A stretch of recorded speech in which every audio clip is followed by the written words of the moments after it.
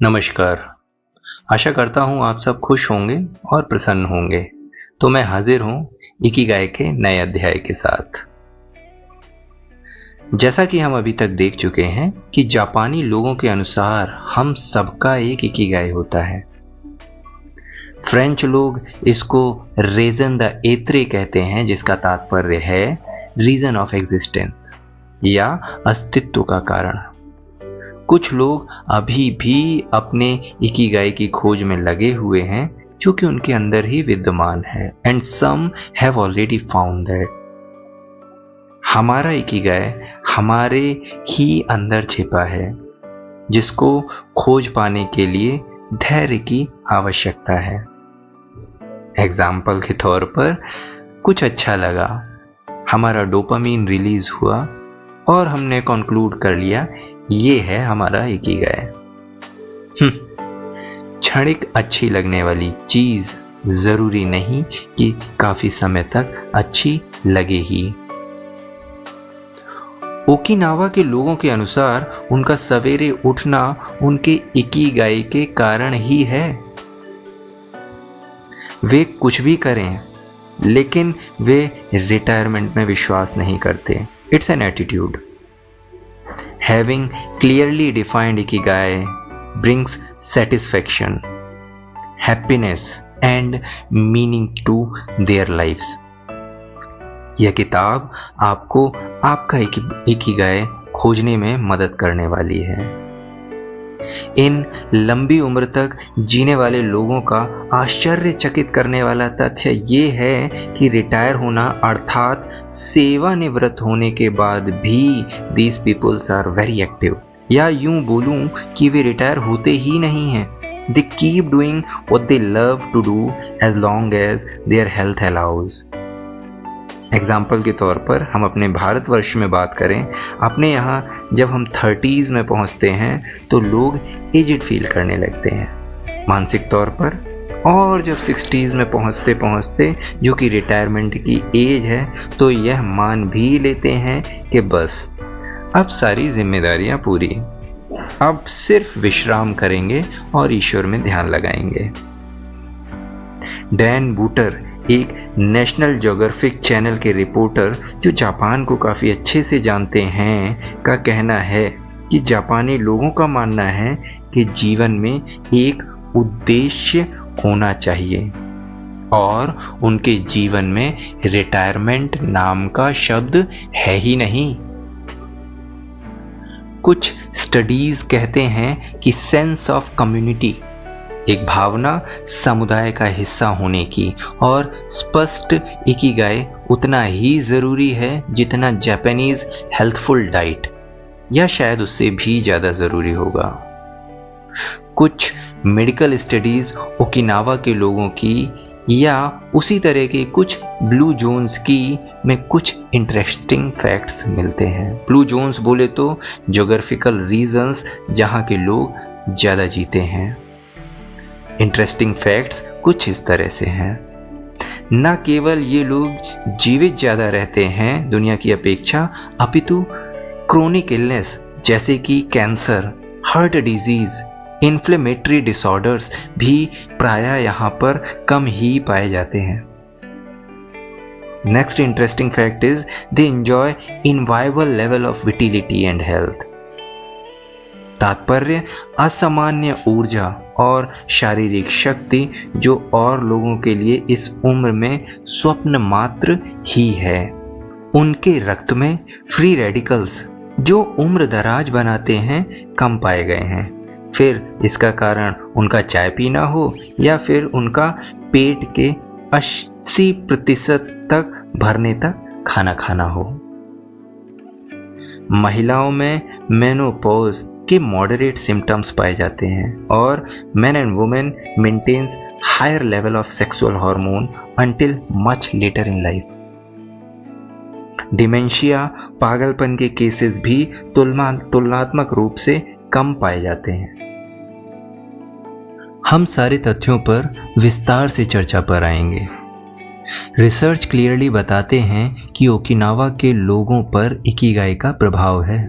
उनके हर दिन पर उनके लंबे जीवन पर और उनकी हेल्थ पर। अब कुछ ब्लू जोन के बारे में। ब्लू जोन बोले तो वहाँ ऐसी जगह जहाँ पर ज़्यादा उम्र के लोग पाए जाते हैं, जहाँ के लोगों की उम्र ज़्यादा है, जहाँ पर लाइफ एक्सपेक्टेंसी ज़्यादा है। ओकिनावा दुनिया के 5 ब्लू जोन्स में से एक है। ओकिनावा की स्त्रियां काफी कम डिजीज का शिकार होती हैं। ब्लू जोन एक लाइफ स्टाइल है। यहाँ लोग अधिक प्लांट बेस्ड फूड खाते हैं और less processed food, not like burgers, pizzas and all, and spend less time on devices. Like example, ऐसा नहीं कि सवेरे से उठे और दिन रात मोबाइल या कंप्यूटर के सामने बैठे हैं। हेल्थ वाइज देखें तो स्क्रीन टाइम बढ़ रहा है, चश्मे का पावर भी बढ़ रहा है, किंतु आई साइट कम हो रही है। डिप्रेशन बढ़ रहा है, मोटापा बढ़ रहा है, हमारी नींद इरेगुलर हो रखी है, आचरण पर भी प्रभाव पड़ रहा है, सोशल इन्वॉल्वमेंट जीरो हो चुका है, रिश्तों पर नकारात्मक प्रभाव पड़ रहा है, स्लोली एंड स्लोली हम अकेले हो रहे हैं। दुनिया में हमारे फैमिलीज न्यूक्लियर हो चुके हैं। यह सारी चीजें अगर इस किताब की माने तो गलत हैं कुछ हद तक। दुनिया में 5 ब्लू जोन्स हैं। पहला ब्लू जोन ओकिनावा, जहाँ के लोकल लोग vegetable rich diet plan follow करते हैं और उनकी इकिगाई फिलॉसफी के अनुसार माओई, जिसका जापानीज में मतलब है a group of life long friends और सोशल सपोर्ट ग्रुप, जो उनको सामाजिक, आर्थिक, शारीरिक और आध्यात्मिक तौर पर सशक्त करता है। दूसरा ब्लू जोन सर्दिनिया, इटली। यहाँ पर भी लोग हरी सब्जियों का खूब सेवन करते हैं और 1 या 2 ग्लास ऑफ वाइन प्रतिदिन लेते हैं। यहाँ पर भी लोग एक दूसरे से एज एन कम्युनिटी पार्ट जुड़े हुए हैं। हमारा तीसरा ब्लू जोन है लोमा Linda, California, USA.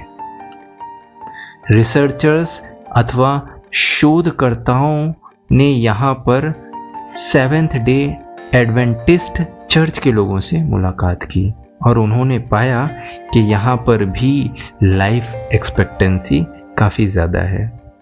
Seventh day Adventist क्या है, ये एक अलग चर्चा का विषय है, तो हम उस पर नहीं आते। चौथा ब्लू जोन कोस्टा रिका का निकोया पेनिनसुला।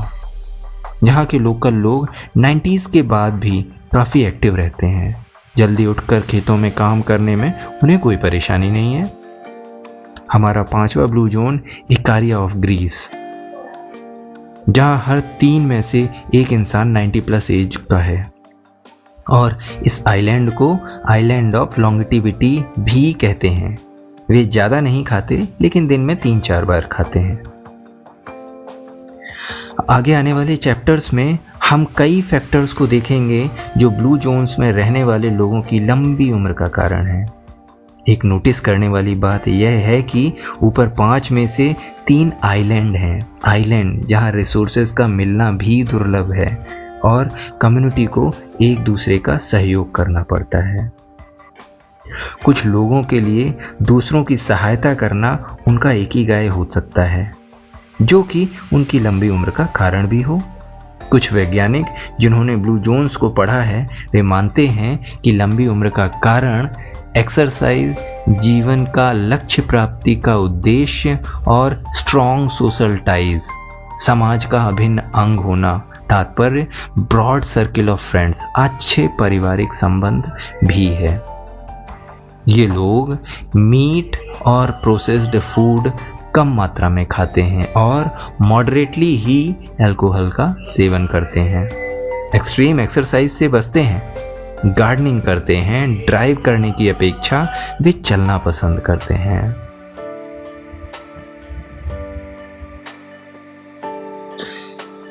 चलिए अब आते हैं 80% पेट भरने तक खाने पर।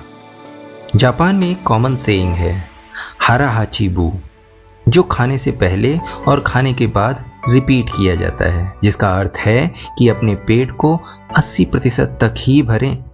इसलिए ओकिनावा के लोग 80% पेट भरने तक ही भोजन करते हैं, नॉट लाइक ओवर ईटिंग, जिससे पाचन तंत्र की मेहनत बढ़ जाए और सेलुलर ऑक्सीडेशन भी।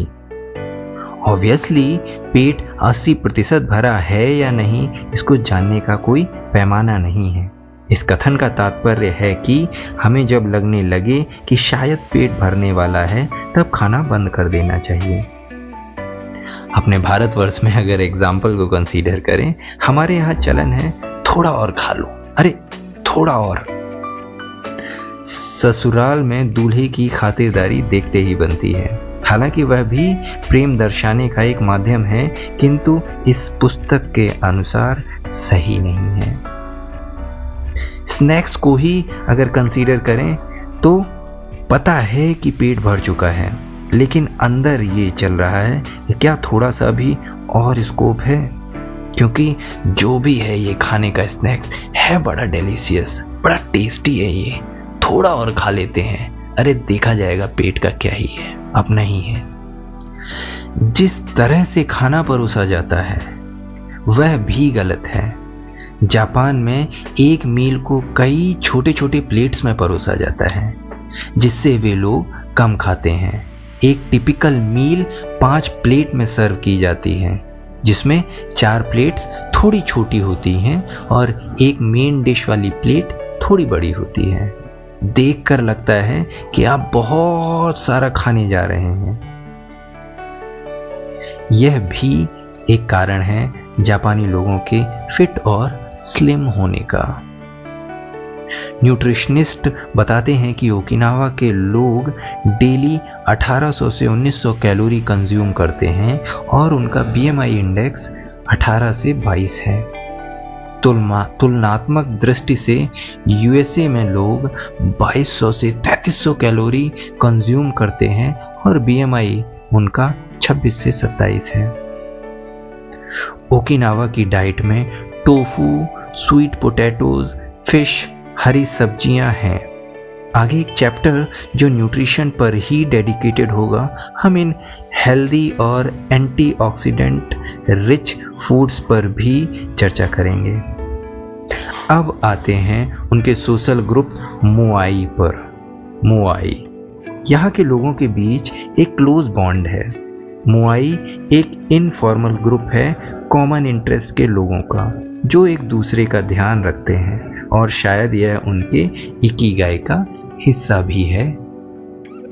मोआई की ओरिजिन जब किसान एक दूसरे के साथ छोटी छोटी फसलों में काम करते थे तब हुई। मोआई के लोग हर माह कुछ मॉनेटरी कंट्रीब्यूशंस देते हैं अपने ग्रुप में, जिसको वे मीटिंग्स, डिनर्स, गो एंड शोगी, एक जापानीज चेस और अपनी हॉबी को फॉलो करने में यूज करते हैं। जो भी फंड इकट्ठा होता है वो एक्टिविटीज में यूज होता है और बचा हुआ धन एक मेंबर को ऑन द रोटेशन बेसिस दिया जाता है। अर्थात मोआई इन लोगों की इमोशनल एंड फाइनेंशियल स्टेबिलिटी में सहायता करता है। अगर कोई मेंबर फाइनेंशियली ट्रबल में है तो मोआई उसकी सेविंग्स के द्वारा मदद करता है। हर मोआई ग्रुप की विशेषताएं अलग हैं, लेकिन fundamentals is like sense of security, एक दूसरे का सपोर्ट जिससे लाइफ एक्सपेक्टेंसी बढ़ती है, ये तीनों उसका अभिन्न अंग हैं। इसी के साथ चैप्टर समाप्त होता है। इसी के साथ हमारा चैप्टर 1 समाप्त होता है। अब मिलेंगे नेक्स्ट वीकेंड अपने अगले चैप्टर के साथ। धन्यवाद।